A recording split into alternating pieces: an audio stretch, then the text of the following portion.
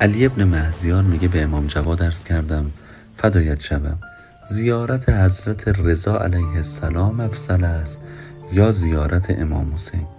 حضرت فرمودند زیارت پدرم امام رضا علیه السلام افضل است، چون امام حسین علیه السلام را تمامی مردم زیارت میکنند و پدرم را تنها شیعیان خاص زیارت میکنند. آقا جون سر از من و سروری از تو،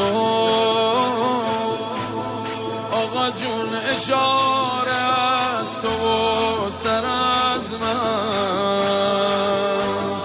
برای آقا شدن کی بهتر از تو؟